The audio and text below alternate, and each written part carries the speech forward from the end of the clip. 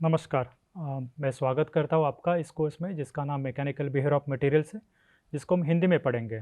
तो last part में हमने देखा कि जो थ्योरेटिकल shear स्ट्रेंथ है मटेरियल का वो बहुत ज़्यादा होता है। कितना ज़्यादा होता है? 10 to the power 2 to 10 to the power 4 orders ज़्यादा होता है। किससे? एक्सपेरिमेंटली ऑब्जर्व्ड वैल्यूज़ से। तो हमने एक कंसेप्ट देखा था डिसलोकेशंस का। हमने बोला था कि कुछ लोकल बॉन्ड्स ब्रोकन होते हैं मटेरियल में, या मटेरियल में ऑलरेडी डिफेक्ट्स होते हैं, तो उसी डिफेक्ट्स को हमने डिसलोकेशंस का नाम दिया था। तो इस पार्ट में जानेंगे ये डिसलोकेशंस होते क्या हैं। तो सबसे पहले देखते हैं, लास्ट पार्ट में हमने जहाँ पे छोड़ा था, तो यहाँ पे मैंने दिखाया था कि एक डिफेक्टेड क्रिस्टल है। आप देखेंगे कि यहाँ पे लोकली बॉन्ड्स ऑलरेडी ब्रोकन है, और हमने देखा था कि अगर इसको shear डिस्प्लेस्ड करते हैं या इस तरह से अगर हम इसको shear डिफॉर्मेशन देंगे, तो ये जो देर या वहाँ पे एक स्लीप होगी, और स्लीप होने के बाद एक स्टेप तैयार होगा सरफेस पे। ये हमने देखा था लास्ट पार्ट में। तो ये जो डिस्प्लेसमेंट है, या ये जो स्टेप जो बाहर आके बनी है, इसको हम कहते हैं डिस्प्लेसमेंट वेक्टर। और अगर हम इसको डिसलोकेशन की भाषा में जानेंगे तो इसको हम कहते हैं बर्जर्स वेक्टर। तो ये हो गया मेरा बर्जर्स वेक्टर।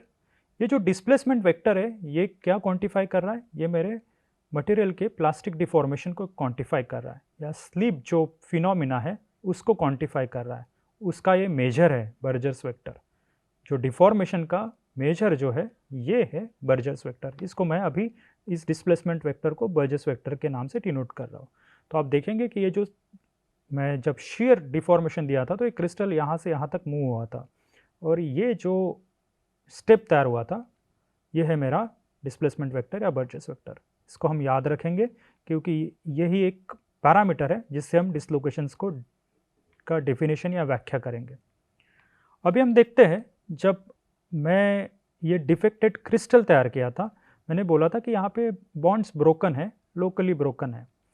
तो देखते हैं कि अगर मैं प्लेन्स अगर ड्रॉ कर रहा हूँ तो आप देखेंगे कि यहाँ पे जो लोकल बॉन्ड्स है यहाँ पे ज़्यादा ब्रोकन है। और हम एक चीज़ और देख सकते हैं कि अगर ये मैंने रेड प्लेन डेलिबरेटली यानी जानबूझ के मार्क किया है इस तरह से इस कलर में, तो आप देखेंगे कि यहाँ पे मेरे बॉन्ड्स बहुत ज़्यादा ब्रोकन है। और ये जो प्लेन है, अगर आप देखेंगे कि अगर मैं एक प्लेन्स काउंट करूँ 1 2 3 4 5 6 7, ये 7 प्लेन्स ऊपर है, और यहाँ पे देखेंगे नीचे में 1 2 3 4 5 6 7 प्लेन्स है। तो ये एक एक्स्ट्रा प्लेन यहाँ पे मैंने इंसर्ट किया है। ये जो प्लेन मार्क किया है ये एक्स्ट्रा प्लेन है।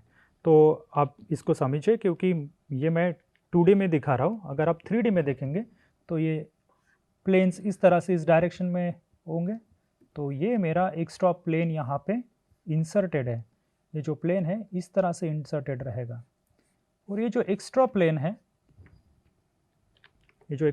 है, इसको एक्स्ट्रा हाफ प्लेन कहते हैं, यानी क्योंकि ये आधा प्लेन इंसर्टेड है और आधा प्लेन यहाँ से मिसिंग है। मैं दो चीज़ कह सकता हूँ, या तो एक आधा प्लेन इंसर्टेड है ऊपर में, या आधा प्लेन मिसिंग है नीचे से। तो ये एक्स्ट्रा हाफ प्लेन कहते हैं डिसलोकेशन की भाषा में। अगर हम इसको देखेंगे एक्स्ट्रा हाफ प्लेन को सॉलिड मॉडल्स की तरह देखते हैं, तो अगर आप देखेंगे तो एक्स्ट्रा हाफ प्लेन यहाँ पे कहाँ पे, ये मेरा एक्स्ट्रा हाफ प्लेन है। तो इसको मार्क कर लेते हैं, यहाँ पे एक एक्स्ट्रा हाफ प्लेन मार्क कर लेते हैं। और ये जो प्लेन है आप अच्छे से देख सकेंगे, ये जो प्लेन था ये मेरा एक्स्ट्रा हाफ प्लेन था। मैं दो चीज़ कह सकता हूँ जब मैं डिफेक्ट तैयार कर रहा हूँ मटेरियल में। अगर डिफेक्टेड मटेरियल है मेरा, तो वहाँ पे मैं देखूँगा कि एक तो मैं एक्स्ट्रा हाफ प्लेन ऐड कर रहा हूँ या एक्स्ट्रा हाफ प्लेन रिमूव कर रहा हूँ। अगर मैं देखूँगा इधर में 3D में, तो यहाँ से अगर मैं एक्स्ट्रा हाफ प्लेन रिमूव करूँगा तो मेरे पास ये एक्स्ट्रा हाफ प्लेन ऐड हो जाएगा ऊपर में, और ये मेरे डिसलोकेशन को या डिफेक्ट को तैयार करेगा मटेरियल के अंदर, यानी मटेरियल में एक डिफेक्ट तैयार करेगा। अभी देखते कुछ और चीज़ें जहाँ पे मैंने देखा था कि अगर ये डिसलोकेशन ऐसे मूव होता है, लेफ़्ट टू राइट अगर मूव हो रहा है, तो ये एक पर्टिकुलर प्लेन पे मूव होता है। ये अगर हम देखेंगे, ये भी हम 3D में जानेंगे तो एक पर्टिकुलर प्लेन होगा। ये तो 2D में हम देख रहे हैं, पर ये देखेंगे तो एक ऐसे प्लेन होगा।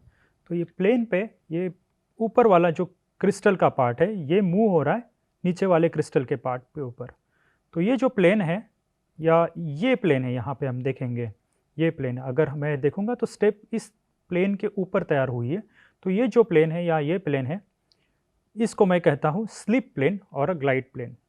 स्लिप प्लेन और ग्लाइड प्लेन इसलिए कह रहा हूँ क्योंकि यहाँ पे ऊपर वाला जो हिस्सा है क्रिस्टल का वो स्लीप हो रहा है या फिसल रहा है नीचे वाले क्रिस्टल के ऊपर से, तो इसको हम कहते हैं स्लीप या ग्लाइड प्लेन। यहाँ पे मार्क कर लेते हैं ये स्लीप प्लेन और ग्लाइड प्लेन। तो आप देखेंगे कि ये जो प्लेन है यहाँ पे और ये जो प्लेन यहाँ पे है, इसके ऊपर ये हाफ प्लेन ग्लाइड करेगा या फिसलेगा, इसको इसलिए इसको हम कहते हैं स्लीप और ग्लाइड। ग्लाइड का मतलब भी होता है फिसलना, किसी प्लेन के ऊपर फिसलना, इसको भी ग्लाइड कहते हैं। तो अभी हम और एक चीज़ जानेंगे, यहाँ पे अगर मैं देखूँगा यहाँ पे, तो मैं एक चीज़ कह सकता हूँ, यहाँ पे एक रो ऑफ एटम्स मिसिंग है, या यहाँ पे मैं देखूँगा कि एक रो ऑफ एटम्स मिसिंग है। अगर इसको हम अच्छे से देखेंगे, इस पॉइंट पे अगर हम देखेंगे तो एक रो ऑफ एटम मिसिंग है, इसको कहते हैं हम डिसलोकेशन लाइन। अभी इसको थोड़ा और समझेंगे एक स्कीमेटिक के बारे में। तो ये मेरा क्रिस्टल है और इसमें मैंने एक एक्स्ट्रा हाफ प्लेन इंसर्ट किया है जिसको लाल कलर से मार्क किया है, और स्लिप प्लेन कौन सा यहाँ पे ग्रीन और ब्लू, ग्रीन और येलो में मार्क किया मैंने, ये स्लिप प्लेन मार्क किया है। और यहाँ पे डिस्प्लेसमेंट वेक्टर और स्लिप वेक्टर या बर्जर्स वेक्टर, इसको मैं बी से डिनोट कर रहा हूँ, ये मेरा बर्जर्स वेक्टर हो गया यहाँ पे। अगर हम देखेंगे तो इस तरह से, कुछ इस तरह से आप देखेंगे, ये एक्स्ट्रा हाफ प्लेन के जस्ट नीचे मैं कह सकता हूँ कि एक रो ऑफ एटम्स मिसिंग है, या यहाँ पे ज़्यादा बॉन्ड्स ब्रोकन है, यहाँ पे इस पार्ट पे ये ग्रीन मैंने मार्क किया यहाँ पे। तो आप यहाँ पे समझिए कि ये जो लाइन है, ये जो मूव हो रही है स्लिप प्लेन पे, मैं कह सकता हूँ ये जो एटमिक लाइन्स है ये मूव हो रही है, और इस लाइन को ही मैं कहता हूँ डिसलोकेशन लाइन। तो ये जो लाइन है, ये लाइन जब हम बात करेंगे तो एक 1D डिफेक्ट है या 1 डायमेंशनल डिफेक्ट है, और इसको ही हम लाइन डिफेक्ट कहते हैं। तो हमारे पास 3 टर्मिनोलॉजीज हो गई है यहाँ पे, एक बर्जर्स वेक्टर, एक एक्स्ट्रा हाफ प्लेन और एक डिसलोकेशन लाइन। तो ये 3 चीज़ें हैं जो किसी भी डिसलोकेशन को हम डिफाइन करने के लिए इस्तेमाल करते हैं। इस केस में आप देखेंगे कि जो ये डिसलोकेशन लाइन है और ये बर्जर्स वेक्टर है, इसका एक रिलेशन है, और इसके वजह से ही इसको हम एज डिसलोकेशन कहते हैं। अभी उसके बारे में और जानते हैं नेक्स्ट स्लाइड में। तो अगर जब मैं एज डिसलोकेशन की बात कर रहा हूँ तो वहाँ पे मुझे 2 चीज़ें चाहिए एज डिसलोकेशन को डिफाइन करने के लिए। एक है मेरा टेंजेंट वेक्टर, ये जो टेंजेंट वेक्टर है इसको मैं इस तरह से डिनोट कर रहा हूँ, ये है वेक्टर अलोंग डिसलोकेशन लाइन, यानी डिसलोकेशन लाइन के अलोंग जो वेक्टर होगा इसको मैं टेंजेंट वेक्टर कहूँगा। और ये जो बी है इसको मैं बर्जर्स वेक्टर से जानता हूँ। और ये जो स्लिप प्लेन है, ये स्लिप प्लेन मेरा दोनों को, यानी जो बर्जर्स वेक्टर है या डिसलोकेशन लाइन वेक्टर है, ये मेरे स्लिप प्लेन पे होने चाहिए। तो यहाँ पे स्लिप प्लेन कहाँ पे है, ये जो शेडेड रीजन है ग्रे में, ये मेरा स्लिप प्लेन है। तो ये जो शेडेड रीजन है ये मैंने स्लिप प्लेन की तरह मार्क किया है यहाँ पे, ये जो है मेरा स्लिप प्लेन है, ये मेरा स्लिप प्लेन है। और ये जो ग्रीन मार्क किया है ये है मेरा एक्स्ट्रा हाफ प्लेन। तो हम कहेंगे कि यहाँ पे एक्स्ट्रा हाफ प्लेन अबव है ये, और नीचे से जो एक्स्ट्रा हाफ प्लेन है वो मिसिंग है। दोनों तरह से हम करेंगे तो हम देखेंगे कि मटेरियल में हम डिफेक्ट तैयार कर रहे हैं। तो डिसलोकेशन ये जो हो गया मेरा हाफ प्लेन, और टेंजेंट वेक्टर हम देखेंगे तो ये मेरा टेंजेंट वेक्टर हो गया है। ये जो लाइन है, ये लाइन जो वेक्टर है यहाँ पे हम बोलेंगे कि ये मेरा टेंजेंट वेक्टर है। आप देखेंगे कि टेंजेंट वेक्टर इस स्लिप प्लेन पे ही लाई करता है या स्लिप प्लेन पे ही रहता है। और अगर हम, ये हो गया मेरा डिसलोकेशन टेंजेंट वेक्टर, इसको मैंने इस तरह से मार्क किया। और ये हो गया मेरा बर्जर्स वेक्टर, क्योंकि हमने देखा था कि बर्जर्स वेक्टर क्या होता है, ये प्लास्टिक डिफॉर्मेशन का मेजर है, और ये डिस्प्लेसमेंट वेक्टर है। तो डिस्प्लेसमेंट हमने देखा था कि इस डायरेक्शन में हो रहा था, तो ये है मेरा बर्जर्स वेक्टर और ये है मेरा डायरेक्शन ऑफ बर्जर्स वेक्टर। तो आप देखेंगे कि दोनों वेक्टर, बर्जर्स वेक्टर और टेंजेंट वेक्टर, ये दोनों वेक्टर मेरे स्लिप प्लेन में रहते हैं। और अगर आप देखेंगे कि टैंजेंट वेक्टर और बर्जेस वेक्टर एक दूसरे से परपेंडिकुलर है। अभी हम और जाते हैं और एज डिसलोकेशन के बारे में और जानकारी लेते हैं। तो अगर जब मेरा ये डिसलोकेशन लाइन वेक्टर मूव हो रहा है तो मेरे पास दो रीजन तैयार होंगे, एक स्लिप्ड रीजन होगा और एक अनस्लिप्ड रीजन होगा। यानी अगर आप देखेंगे कि इस तरह से मूवमेंट हो रहा है तो ये मेरा पार्ट स्लिप्ड हो जाएगा, यानी फिसल गया था, बट ये अनस्लिप्ड है इस तरह से। तो मैं एक और चीज़, इंपॉर्टेंट चीज़ बताना चाहता हूँ। ये जो डिसलोकेशन लाइन वेक्टर है या टैंजेंट वेक्टर है, ये मेरा दो क्रिस्टल को दो हिस्से में डिवाइड करता है या भागता है, एक स्लिप पार्ट में और एक अनस्लिप पार्ट में। अब हम जानते हैं कि एज डिसलोकेशन के बारे में। अभी हम यहाँ पे देखेंगे कि यहाँ पे एक एक्स्ट्रा हाफ प्लेन है और अगर मैं शेयर स्ट्रेस यहाँ पे अप्लाई कर रहा हूँ तो ये डिसलोकेशन है मेरा यहाँ से इस साइड मूव होगा। तो इसको मार्क कर लेते, कुछ एक मिडल कॉन्फ़िगरेशन मार्क कर लेते इस डिसलोकेशन के मूवमेंट की। ये मेरा एक्स्ट्रा हाफ प्लेन है, ये हमने देखा था। तो अभी हम देखेंगे कि ये मूवमेंट कैसी हो रही है। अभी आप देखेंगे कि ये डिसलोकेशन इस तरह से मूव हो रहा है, यहाँ से लेफ़्ट टू राइट ये मूव हो रहा है। और आप देखेंगे कि यहाँ पे लोकली जो है वो बॉन्ड्स बंध रहे हैं और टूट रहे हैं, यानी मेकिंग और ब्रेकिंग ऑफ बॉन्ड्स ये जो हो रहा है वो लोकली हो रहा है। आप देखेंगे कि यहाँ पे मैं यहाँ पे हूँ तो यहाँ पे बॉन्ड बने टूटे, यहाँ पे बने टूटे और यहाँ पे बने टूटे, और ये देखेंगे कि यहाँ पे एंड में जाके डिस्प्लेसमेंट वेक्टर तैयार होगा, उसको मैं बर्जेस वेक्टर का नाम दे रहा हूँ।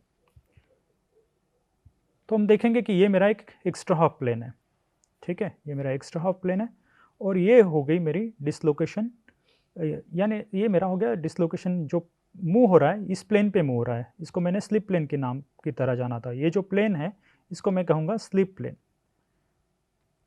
और ये जो थी, मैंने बताया था कि यहाँ पे अगर मैं बात करूँगा यहाँ पे रो ऑफ एटम या लाइन जो बात करूँगा, ये मेरा हो गया डिसलोकेशन लाइन और इसको ही हम रिप्रेजेंट करेंगे टैंजेंट वेक्टर से। तो इसका स्कीमेटिक देखते हैं एक बार। ये मेरा स्लिप प्लेन हो गया और स्लिप प्लेन में मैं डिसलोकेशन लाइन वेक्टर अभी प्लॉट कर रहा हूँ। तो ये हो गए मेरे डिसलोकेशन लाइन वेक्टर टी, इस तरह से कुछ मैंने मार्क किया। यहाँ पे हम देखेंगे कि ये हमारी तरफ आ रहा है या अंदर की तरफ जा रहा है, यानी प्लेन को परपेंडिकुलर है हमारी तरफ या अंदर की तरफ। तो ये जो डिसलोकेशन टैंजेंट वेक्टर है इसको मैं यहाँ पे मार्क किया। और अभी हम देखेंगे कि ये जो बर्जेस वेक्टर है, यानी जब डिसलोकेशन मूव होगा तो हम देखेंगे कि डिसलोकेशन मूव होने के बाद ये जो बर्जेस वेक्टर है ये परपेंडिकुलर है मेरे टैंजेंट वेक्टर की तरफ। अगर आप देखेंगे, अगर मैं इसको फिर से प्ले करूं तो आप देखेंगे कि ये जो डिसलोकेशन वेक्टर है यानी बर्जेस वेक्टर है, यहाँ पे आप देखेंगे, मैं अभी यहाँ पे मार्क कर रहा हूँ, ये जो बर्जेस वेक्टर है यहाँ पे क्रिएट हुआ है ये मेरे टैंजेंट वेक्टर को परपेंडिकुलर है। इसको मार्क कर लेते हैं हम। यहाँ पे ये जो मेरा बर्जेस वेक्टर इस डायरेक्शन में है और टैंजेंट वेक्टर मैंने बोला था कि परपेंडिकुलर है इस प्लेन को, तो टैंजेंट वेक्टर कुछ इस तरह से जाएगा। तो हम देखेंगे कि यहाँ पे टैंजेंट वेक्टर जो है या बर्जेस वेक्टर जो है एक दूसरे को परपेंडिकुलर है। तो ये मेरा डेफिनेशन है एज डिसलोकेशन का। तो एज डिसलोकेशन को अगर आप पूछेंगे, कोई अगर आपको पूछे तो आपको बताना है कि एज डिसलोकेशन में मेरा बर्जेस वेक्टर परपेंडिकुलर रहता है टैंजेंट वेक्टर को। तो दोनों एक दूसरे को परपेंडिकुलर रहते हैं। और एक चीज़ और ध्यान में रखनी है कि दोनों वेक्टर एक ही प्लेन में रहते हैं, स्लिप प्लेन में। तो इसको ही मैं एज डिसलोकेशन कहता हूँ। तो ये है मेरा बर्जेस वेक्टर जो मैं डिफाइन किया हूँ कि ये टैंजेंट वेक्टर को हमेशा परपेंडिकुलर रहेगा एज नेचर में। इसको मैं कहता हूँ प्योर एज डिसलोकेशन, ठीक है। और मैंने बताया था कि ये जो डिसलोकेशन लाइन वेक्टर है यहाँ पे ये डिफरेंशिएट करता है मेरा स्लिप पार्ट को और अनस्लिप पार्ट को। तो मैं जब डिसलोकेशन यहाँ से इस तरफ मूव हो रहा है तो मेरा स्लिप बढ़ रहा है, यानी मेरा क्रिस्टल एक दूसरे के ऊपर फिसल रहा है, तो इसलिए डिसलोकेशन लाइन हमेशा डिफरेंशिएट करता है मेरे स्लिप्ड और अनस्लिप पार्ट को। ये हो गया मेरा स्लिप पार्ट, ये मेरा अनस्लिप पार्ट होगा। अगर डिसलोकेशन यहाँ से यहाँ मूव होगा तो स्लिप पार्ट बढ़ेगा यहाँ पे। तो और कुछ चीज़ आप देख सकते हैं कि डिसलोकेशन जब मूव होता है तो direction of dislocation movement is perpendicular to the dislocation line. तो अगर मेरा, यानी अगर आप देखेंगे एक्स्ट्रा हाफ प्लेन यहाँ पे मूव हो रहा है, यानी मेरा डिसलोकेशन मूव हो रहा है तो आप देखेंगे कि ये जो लाइन है ये इसका मूवमेंट कैसे हो रहा है, इसका मूवमेंट इस तरह से हो रहा है कि ये जो मूवमेंट है परपेंडिकुलर टू डिसलोकेशन लाइन, यानी मेरा टेंजेंट वेक्टर इस तरह से, तो मेरा मूवमेंट इस तरह से होगा इस डायरेक्शन में। इसको भी मार्क कर लेते हैं। अगर मेरा मूवमेंट इस तरह से हो रहा है तो ये हम देखेंगे कि ये जो मूवमेंट है डिसलोकेशन लाइन का ये मेरे टेंजेंट वेक्टर को परपेंडिकुलर है।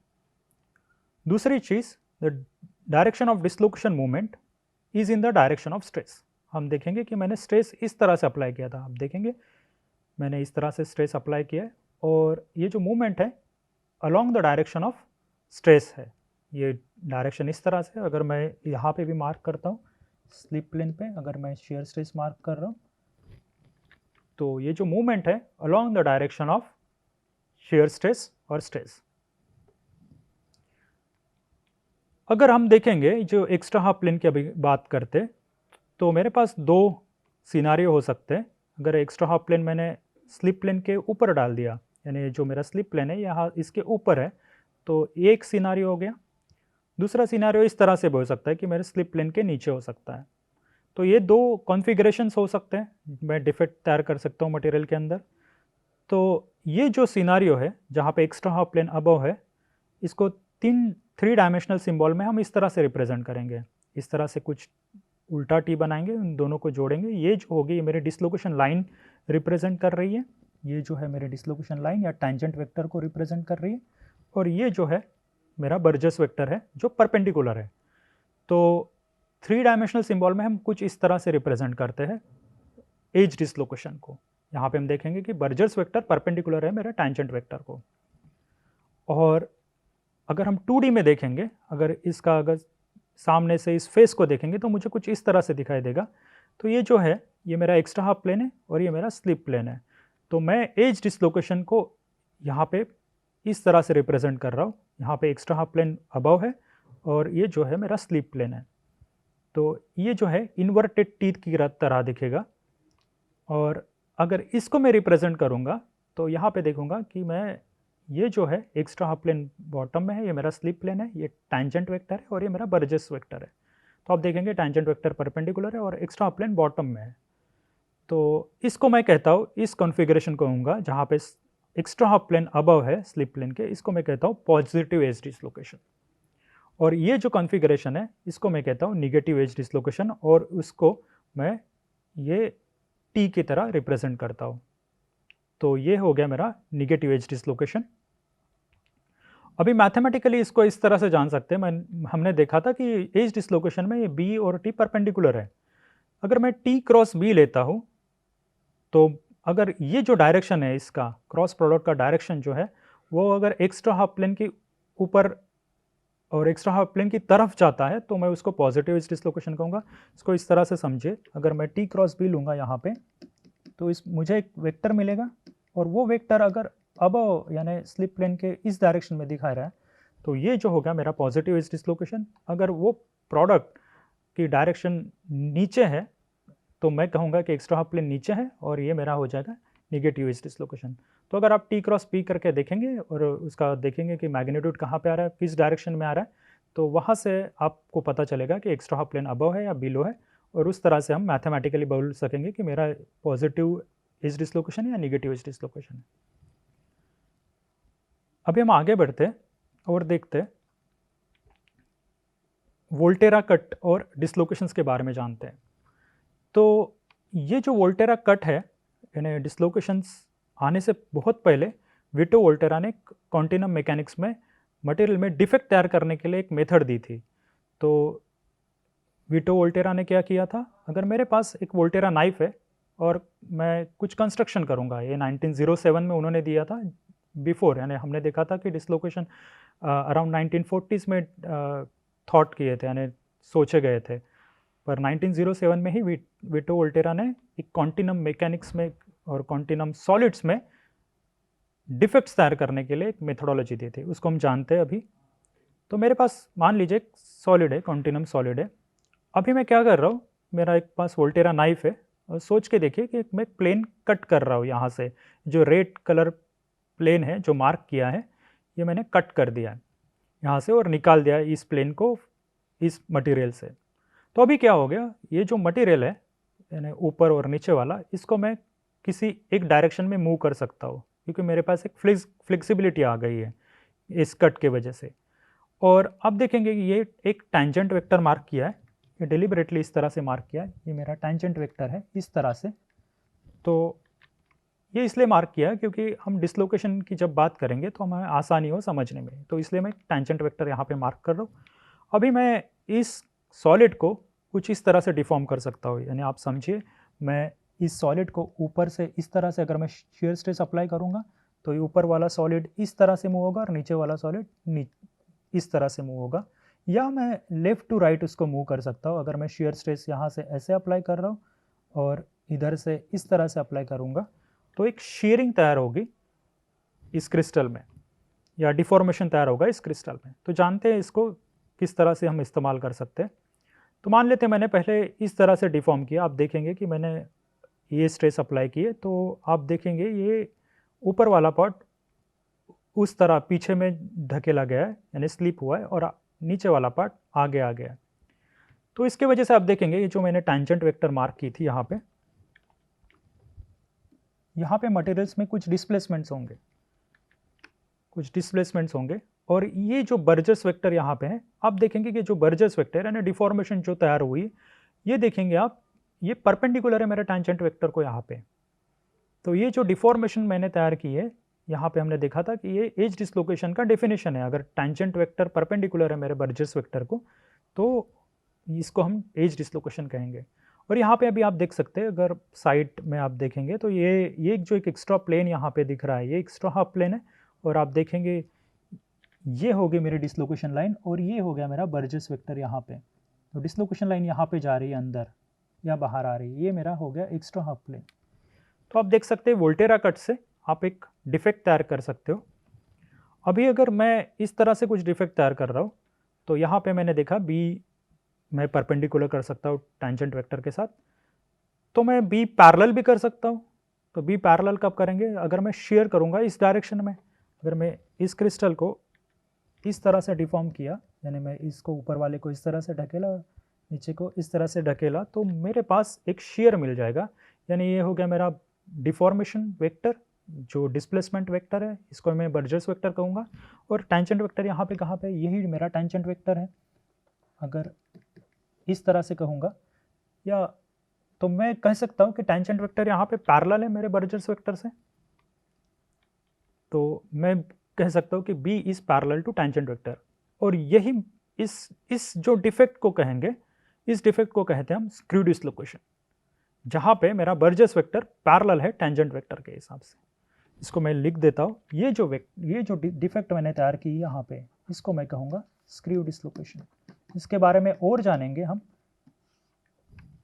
पर ये कंसेप्ट आपको समझाने के लिए मैंने इस वोल्टेरा कट का इस्तेमाल किया। अगर हम इस तरह से देखेंगे, ये मेरे पास एक सॉलिड है, और इस सॉलिड में हम एक वोल्टेरा कट तैयार करता हूँ। इस तरह से मैंने कुछ प्लेन कट कर दिया।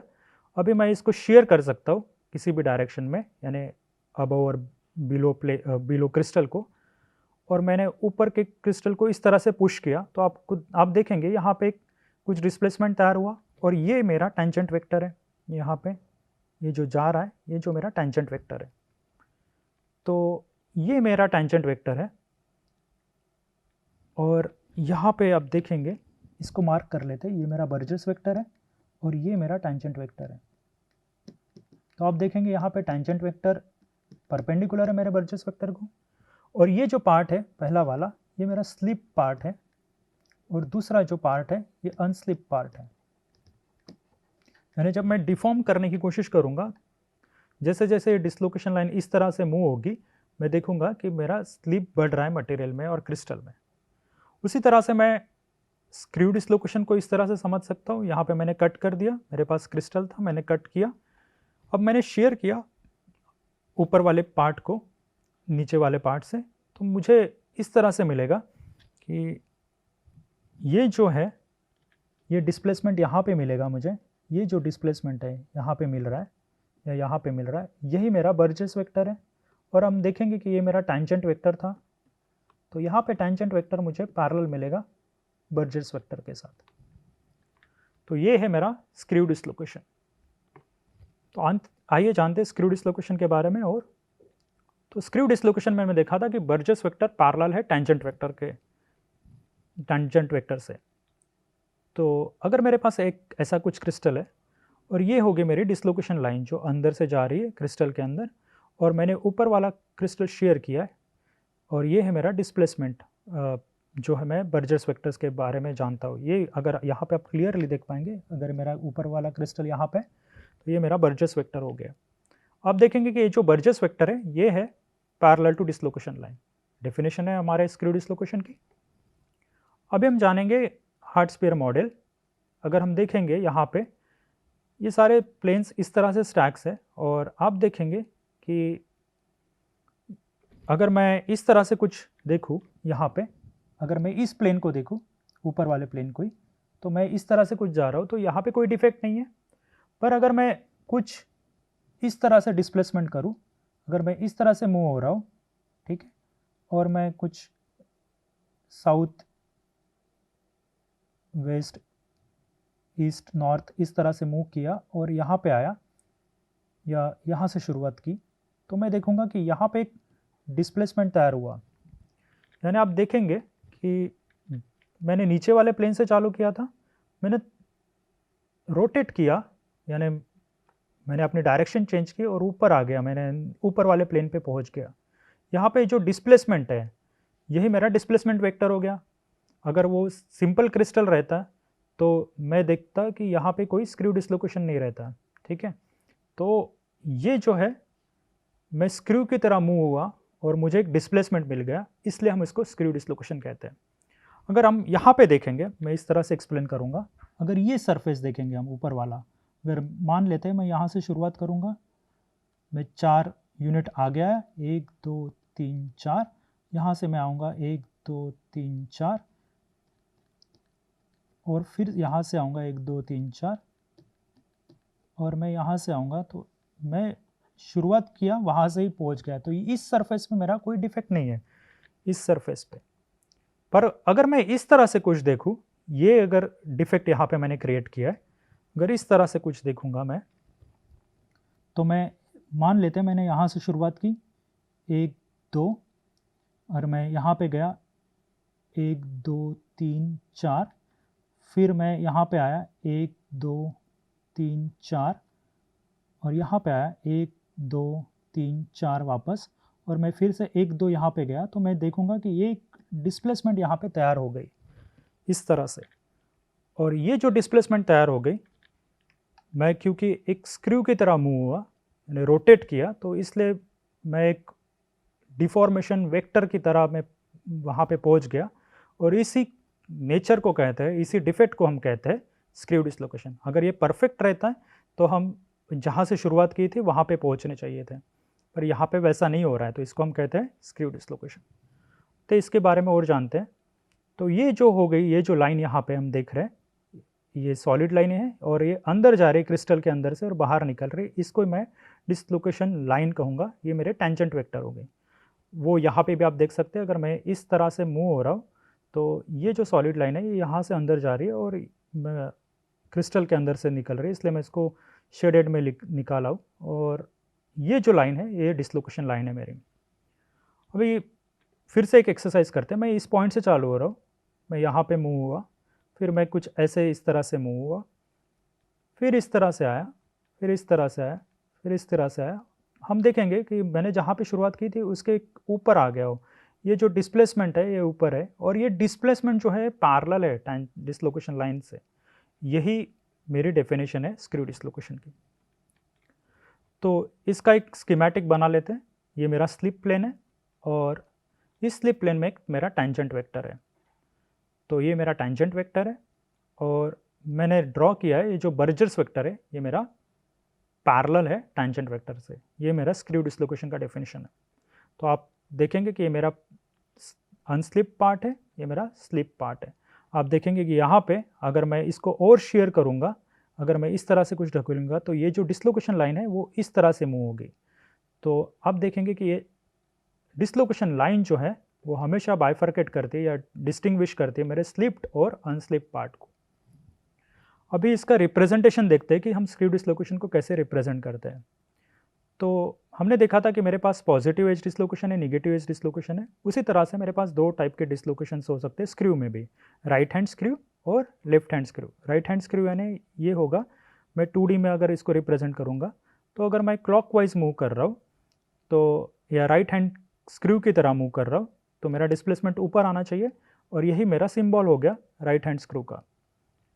और लेफ्ट हैंड स्क्रू में मैं अगर इस तरह से रोटेट कर रहा हूँ तो मेरा डिस्प्लेसमेंट नीचे जाएगा, तो ये हो गया मेरा लेफ्ट हैंड स्क्रू। अब हम इसको मैथमेटिकली कैसे रिप्रेजेंट करते हैं इस तरह से देखेंगे। राइट हैंड स्क्रू में हम देखेंगे कि मैं बी और टी को, क्योंकि दोनों पैरेलल है, तो अगर मैं उनका डॉट प्रोडक्ट लेता हूँ तो मेरे पास बी आना चाहिए, क्योंकि टेंजेंट वेक्टर तो यूनिट वेक्टर है।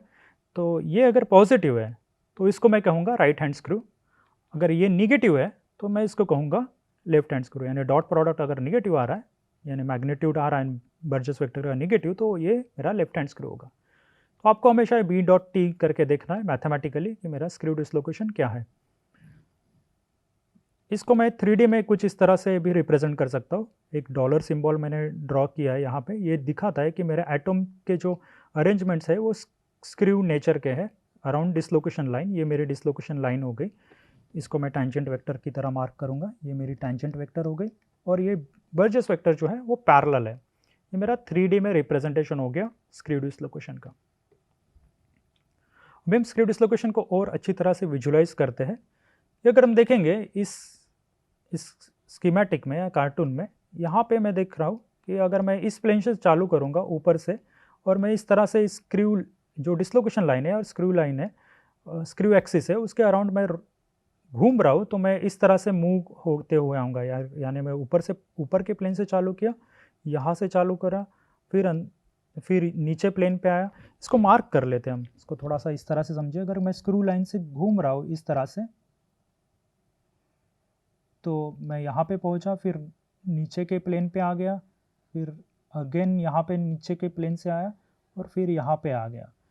तो ये कुछ मैं डिस्लोकेशन लाइन के अराउंड में अगर मैं हेलिकल वे से घूम रहा हूँ तो यहाँ पे मैं दूसरे प्लेन पे पहुँच रहा हूँ। यानी मैं देख सकता हूँ कि अगर मैं हेलिकल वे से घूम रहा हूँ डिस्लोकेशन लाइन के अराउंड, तो मेरे पास एक डिस्प्लेसमेंट आ रहा है जो कि पैरेलल है इस डिस्लोकेशन लाइन या स्क्रू एक्सिस के लिए।